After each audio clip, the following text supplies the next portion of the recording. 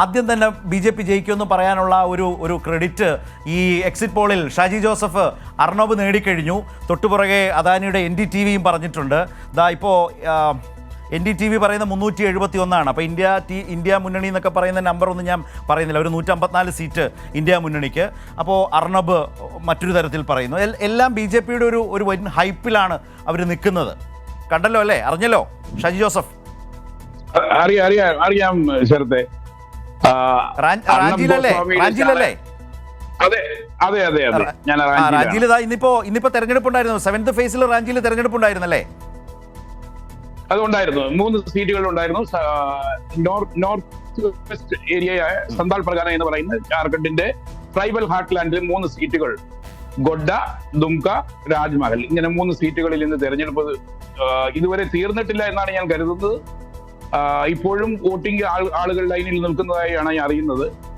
എന്താണെങ്കിലും ജാർഖണ്ഡ് പോലുള്ള ഒരു സംസ്ഥാനത്ത് പ്രത്യേകിച്ച് ഈ സന്താൽ പർഗാനയിൽ നല്ല ശതമാനം വോട്ടിംഗ് ഉണ്ടാകും. ഈ ഹേമന്ത് സോറന്റെ ഈ സംഭവത്തിൽ ആദിവാസികൾക്കിടയിൽ വലിയ അമർഷമുണ്ട് BJPയോട്, നരേന്ദ്രമോദിയോട് എന്നൊരു വികാരം നിലനിൽക്കുന്നതായി നമുക്ക് കൃത്യമായിട്ട് പാൽപ്പബിൾ ആണ്. അത് വളരെ കൃത്യമാണ്. അതുകൊണ്ട് തന്നെ ജാർഖണ്ഡില് ഇന്ന് ഇപ്പോൾ ഞാൻ 5 മണിക്ക് സംസാരിക്കുമ്പോൾ 60% വോട്ടിംഗ് കഴിഞ്ഞു എന്നതാണ് ഞാൻ അറിഞ്ഞത്. ഷാജി ജോസഫ്, ഞാൻ വരാം. നമ്മൾ എക്സിറ്റ് പോൾ ആണ് സംസാരിച്ചു വരുന്നത്. എക്സിറ്റ് പോൾ ആണ്. അപ്പോൾ ഞാൻ പറഞ്ഞു BJP അധികാരത്തിൽ വരുമെന്ന് ആദ്യം തന്നെ പ്രവചിക്കാൻ ഇത്തവണത്തെ അവസരം അത് അർണബിൻ്റെ റിപ്പബ്ലിക് TVയിലൂടെയാണ്. നേരത്തെ പറഞ്ഞത് അത് കാർഡൊന്ന് കാണാം, എങ്ങനെയാണ് പറയുന്നത് എന്ന് ഒന്ന് കണ്ടു തന്നെ പോകാം. റിപ്പബ്ലിക് TV NDA 359 സീറ്റുകൾ, ഇന്ത്യ മുന്നണി 154 സീറ്റുകൾ, അതേഴ്സ് 30.